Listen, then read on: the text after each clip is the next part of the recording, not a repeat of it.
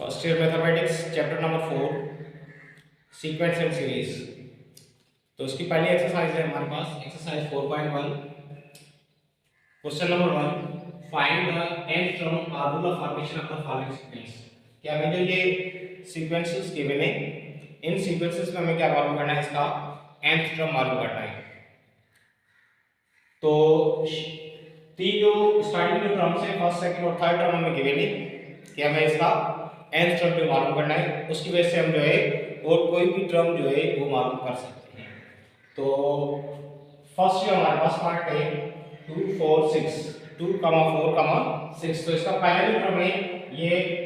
a1 जिसे हम लिखते हैं 2 है, सेकंड टर्म जिसको हम a2 लिखते हैं जो कि 4 है, थर्ड टर्म हमारे पास क्या है 6 है, तो a3। तो स्टार्टिंग के जो थ्री टर्म्स है वो हमें गिवन है इस सीक्वेंस के। तो फर्स्ट टर्म हमारे पास क्या है, इसको हम t1 भी लिख सकते हैं, t1 a1 is equal to क्या है 2। इस 2 को हम क्या लिख सकते हैं 2 multiply by 1, 2 multiply by 1। Second हमारे पास कौन सा टर्म है t2 is equal to a2 is equal to 4, इसको हम क्या लिख सकते हैं 2 into 2। थर्ड टर्म हमारे पास क्या है 6, तो t3 is equal to a3 is equal to 6, इसको हम लिख सकते हैं 2 मल्टीप्लाई बाय 3। और कोई अगर हमारे पास nth टर्म है तो हम क्या लिखेंगे tn इज इक्वल टू, अब ये जो हमें मालूम करना है, ये देखना है कि 1 2 3 कहां पे आ रहा है, क्योंकि जो सीक्वेंस में हमेशा डोमेन होती है वो हमारे पास set of natural numbers, set of natural numbers. तो ये 1 2 3 जो हम ये बुक कर रहे हैं, ये हमारे पास क्या है डोमेन के एलिमेंट्स हैं। तो क्या लिख सकते हैं, ये 2 कांस्टेंट है तो 2 क्या चेंज करेंगे 1 2 3, तो यहां पे क्या लिखेंगे tn इज इक्वल टू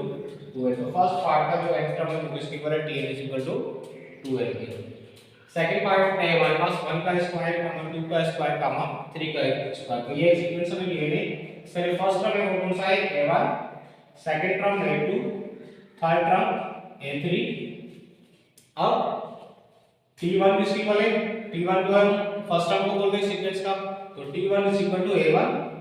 क्या गिवन है हमें 1 का स्क्वायर। सेकंड टर्म हमारे पास क्या है t2 is equal to a2,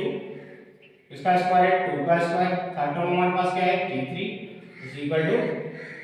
a3 is equal to 3 का स्क्वायर। तो यहाँ पे पावर जो 2 सेम है, लेकिन यहाँ पे 1 2 3 जो चेंजिंग आ रही है उसके बेस में चेंजिंग आ रही है। तो हम इसका नेक्स्ट टर्म जो लिख सकते हैं tn is equal to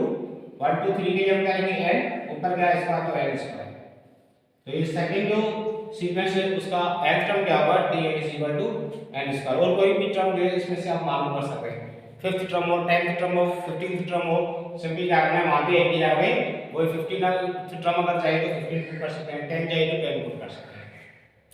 third वाला पार्ट है 3 9 27। तो फर्स्ट टर्म ये 3, सेकंड टर्म 9, थर्ड टर्म क्या है 27 है। तो t1 is equal to a1 is equal to 3, इसको हम लिख सकते हैं 3 पावर पर। सेकंड टर्म क्या है t2 is equal to a2 is equal to 9, इसको हम क्या लिख सकते हैं 3 का स्क्वायर। 9 को क्या लिख सकते हैं 3 का square is equal to 9। t3 is equal to a3 is equal to 27, इसको लिख सकते हैं 3 का cube. So nth term is equal to tn is equal to हमारे पास क्या है 1 2 3 जो पावर में हमारे पास चेंज आ रहा है, बाकी 3 तो 3 के ऊपर हम पावर क्या लिख सकते हैं n, ये इसका क्या कहलाएगा nth टर्म कहलाएगा। उसके बाद पार्ट नंबर 4 1/2 कामा 2/3 कामा 3/4 कामा 4/5। तो सिंपल पहला टर्म जो हमारे पास क्या है t1 इसके इक्वल है a1 इज इक्वल टू 1/2। इस 1/2 को हम क्या लिखते हैं 1/1 प्लस 1। और सेकंड टर्म हमारे पास क्या है 2/3 a2 is equal t2 is equal to a2 is equal to 2/3, तो इसको लिख सकते हैं 2/2 प्लस 1। थर्ड टर्म हमारे पास क्या है t3 is equal to a3 is equal to 3/4, इसको लिख सकते हैं 3/3 प्लस 1। फोर्थ टर्म हमारे पास क्या है t4 is equal to a4 is equal to 4/5 is equal to 4/4 plus 1। तो 1 2 3 जहां पे चेंजिंग आ रही है, यहाँ पे ये 1 2 3 4, इसको हम क्या करना है, so tn is equal to n divide bye एक ये चलेगा 1 2 3 4 तो n प्लस 1 तो t n is equal to n divide by n plus 1 तो इसका n स्क्वायर टर्म होगा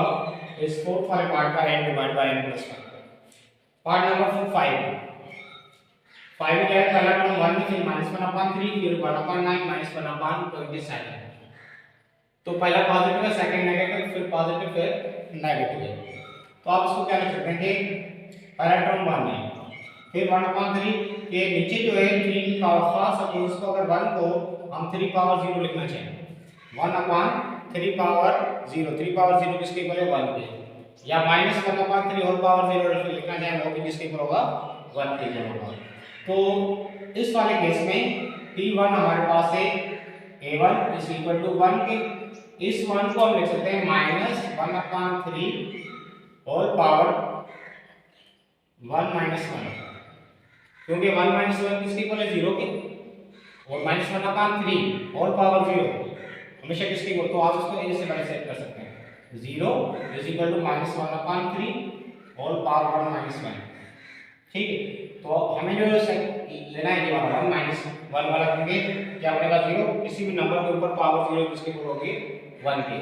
t2 is equal to a2 इसके इक्वल है -1/3 अब इसको हम लिख सकते हैं -1/3 होल पावर क्योंकि यहाँ पावर 1 आनी चाहिए तो 1 की हम क्या लिख सकते हैं -1/3 2 -1 फिर t3 is equal to a3 is equal to 1/9 तो इसको लिख सकते हैं -1/3 होल पावर 2 1 का स्क्वायर क्योंकि पावर इवन है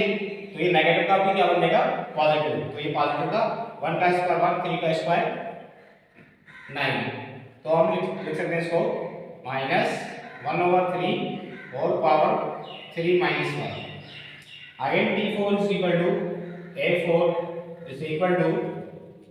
-1/27 तो इसको लिख सकते हैं -1/3 होल पावर 3 या लिख सकते हैं -1/3 होल पावर 4 -1 तो 1 2 3 4 पे हम कहां पे चेंज करेंगे 0 से स्टार्ट नहीं करना 0 से स्टार्ट है हमें नहीं करना कहां से स्टार्ट करना है 1 2 3 की चेंजिंग तो 1 2 3 चेंजिंग यहां पे आएगी 1 2 फिर 3 फिर ये 4 तो जनरली इसका आंसर जो होगा tn इज इक्वल टू क्या बनेगा -1/3 होल पावर n -1 यहाँ पे 1 2 3 4 चेंज की चेंजिंग आ रही है तब हम क्या लिखेंगे वो इसकी क्या होगी डोमेन होगी ठीक तो ये फिफ्थ नंबर का पार्ट है इसका ये होगा इसके बाद लास्ट वाला पार्ट नंबर 6 1 8 27 64 सिंपल इसमें क्या है कि इसको हम 1 को क्या लिख सकते हैं ये जो a1 कहलाएगा इसको हम लिख सकते हैं 1 पावर 3 ठीक फिर a2 क्या है हमारे पास 8 है 8 को हम लिख सकते हैं 2 पावर 3 फिर a3 क्या है 27 इसको हम 3 पावर 3 लिख सकते हैं फिर a4 क्या है 64 है तो 4 पावर 3 तो जनरली क्या बना ये 1 2 3 4 इसके ऊपर पावर ऑफ बेस सब बेस आएंगे तो tn is equal to n power